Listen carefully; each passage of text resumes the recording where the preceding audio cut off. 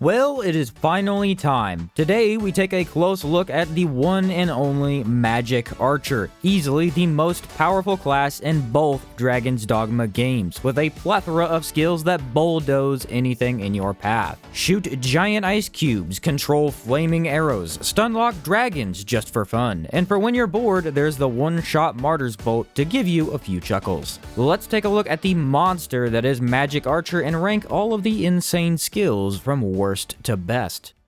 Fortalice is going to send a magical shield toward one of your pawns. Once it reaches them, they can now receive any attack and not take damage. Once any amount of damage is blocked, the shield will then explode to hit the attacker. Depending on how strong that attack was, the shield will go up in damage dealt. This is unfortunately going to be very hard to test, as you'd need to get hit by every attack in the game to correctly judge it. In my experience, the damage and knockback are very good, but you don't need a skill like this. Most Magick Archers will be dealing big damage rather than supporting pawns, and simply using the other two healing skills offered in this class are more efficient than Fortalice.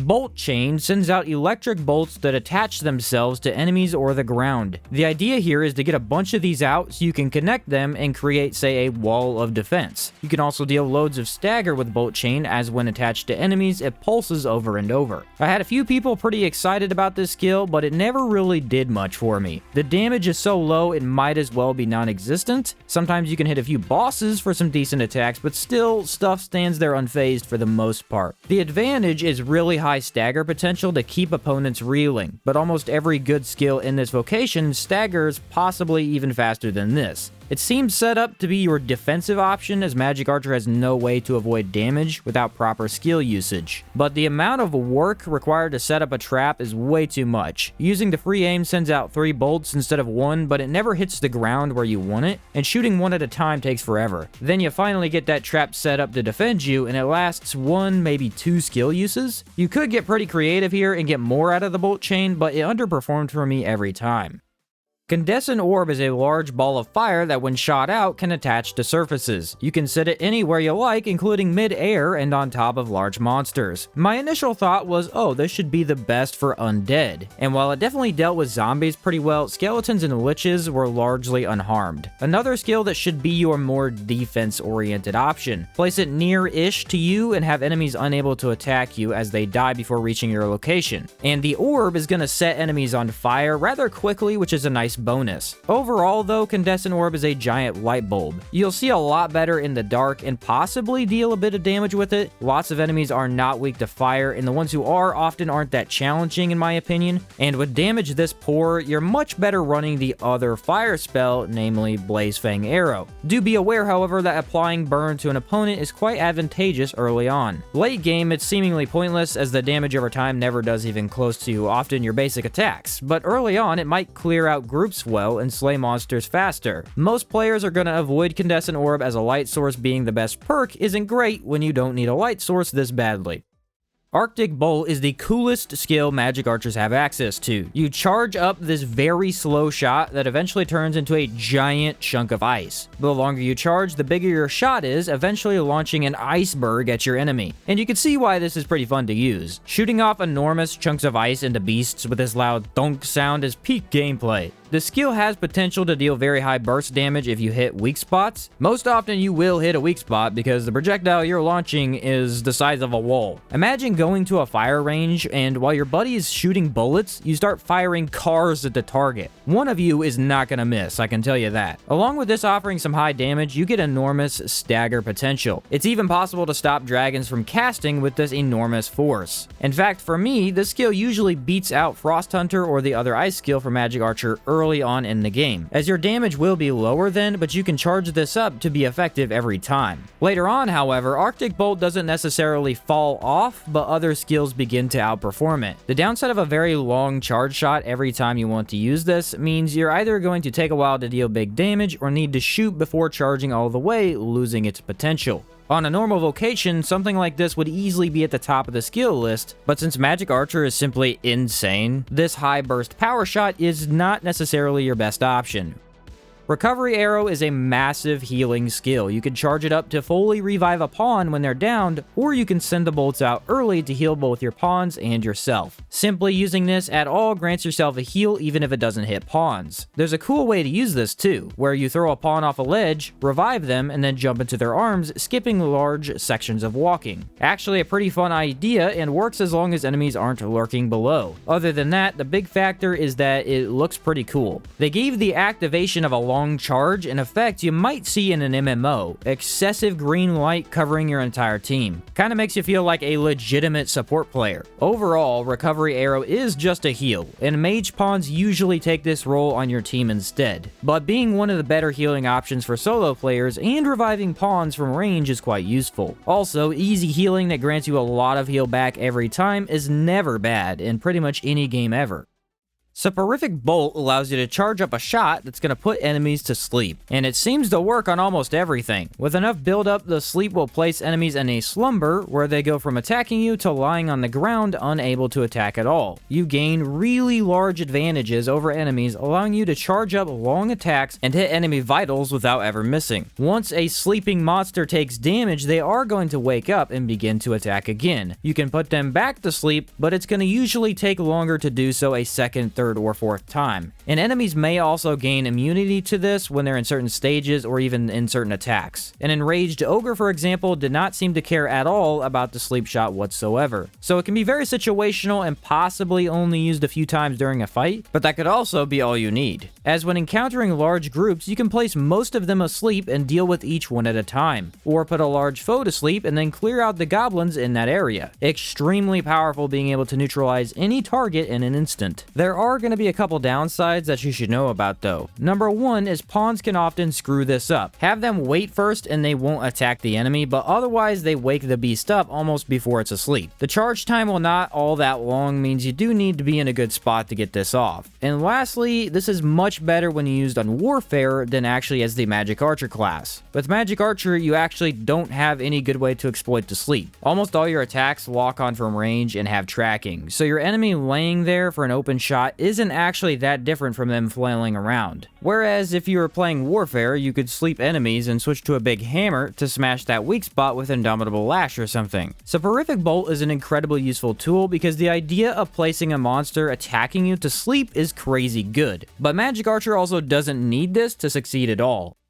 Martyr's Bolt is the highest damaging attack of any class in Dragon's Dogma 2. You're going to charge up a magical bolt that when released creates many different light paths all flying around in a dome-like shape. Anything within that dome is hit who knows how many times and completely annihilated. The big catch to this is that each use will not only consume your health, but consume your max health as well. So after every use, you're going to have less and less health until you sleep or use an all-heal potion. What's really cool is the more health you use, the more damage you deal. So a full health Arisen can consume almost all but the smallest segment of his health and drop any boss level threat in the game. Martyr's Bolt allows for 6-second fights on a regular basis. Super easy way to farm out dragons, super easy way to push through areas you're under leveled for, and super easy way to say screw you to a monster that defeated you previously. It is the most OP attack in the game. Now, all that being said, this is definitely not the best skill for this class even, having several downsides to take into account. You can never use this on small targets, because if you do, you're simply wasting health, and no, all heals are not that cheap to acquire. While you can forge them, only about 3 or 4 are found just exploring around the game. So unless you're going to waste a massive amount of time forging tons of these with an expensive price, Martyr's Bolt can only be healed by resting, which is fine. Most monster fights aren't too far from a campfire anyway. While Martyr's Bolt is extremely powerful and greatly decreases the challenge of every encounter, it must be used sparingly, and if you don't use enough health, you might then engage in a lengthy battle with the possibility of getting one hit at any time.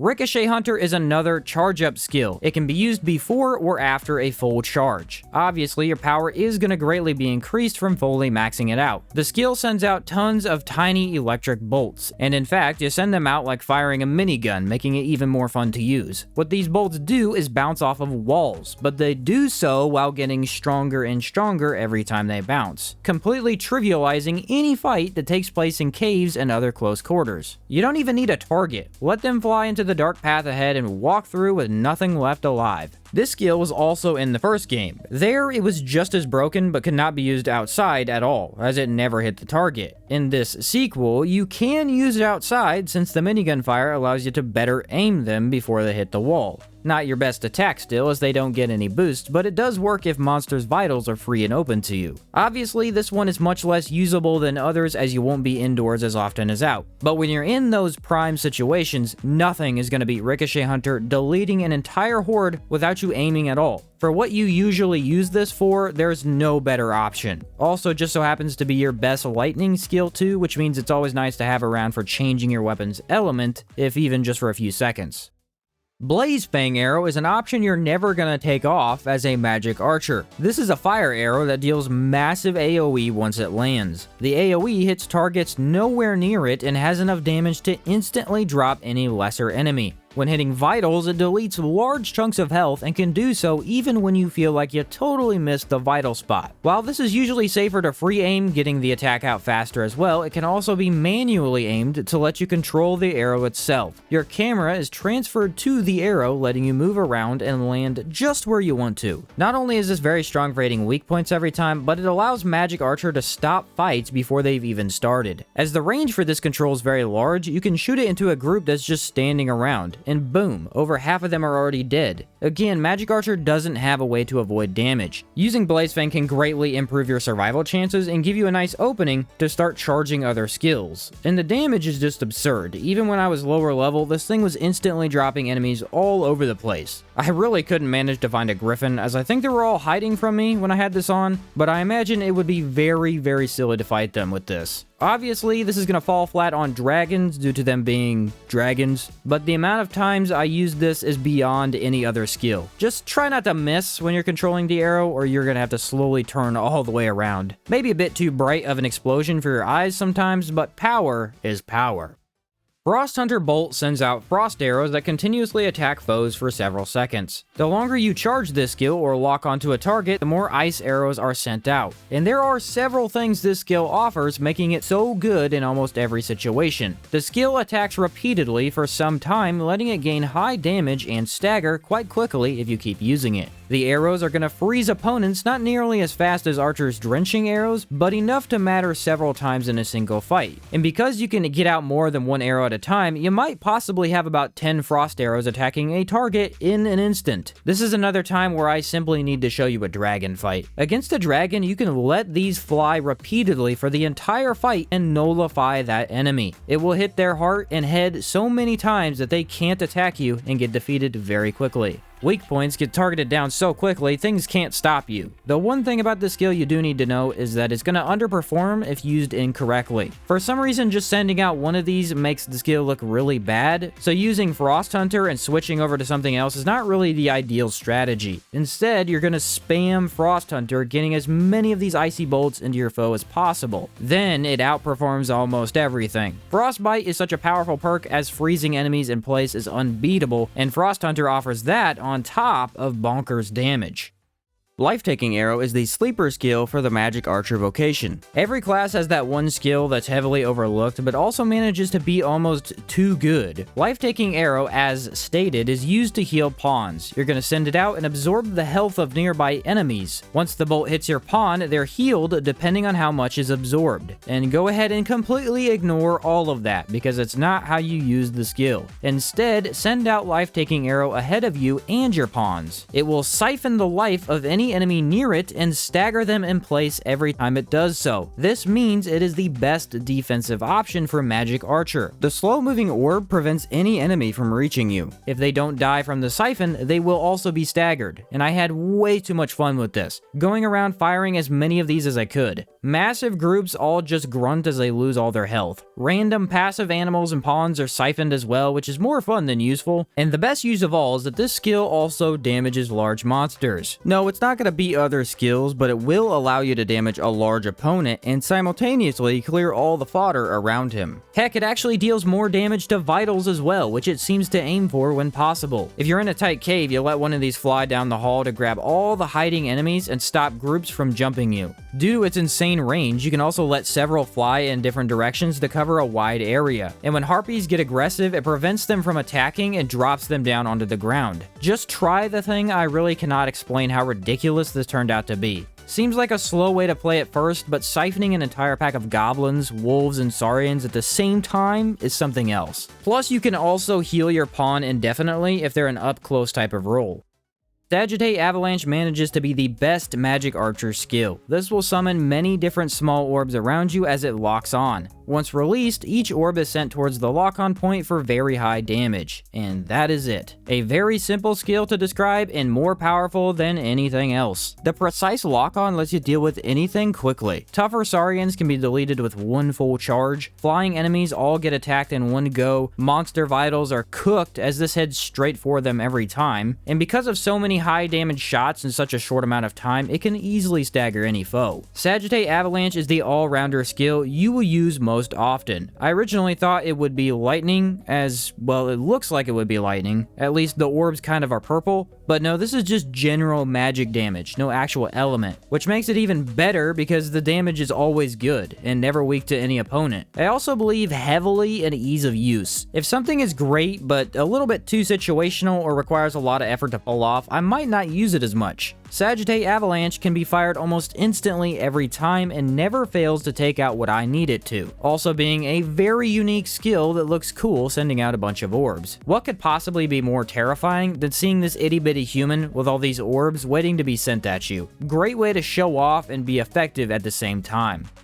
And there you have all the Magick Archer skills ranked in DD2. If it already wasn't quite obvious, this vocation is extremely powerful, having access to multiple high damage skills and being able to use any element whenever they want. You might not have a good way to defend yourself physically, but skills like Life-Taking Arrow and Bolt Chain can prevent enemies from getting to you at all. And when life gets you down and monsters beat you up, the good old Martyr's Bolt is there to one-shot whatever you're facing. Just beware that the one negative this class has is the worst fashion. Man, do I really hate those stupid looking arm flaps. Hopefully you enjoyed this video and learned a bit more about what true power looks like.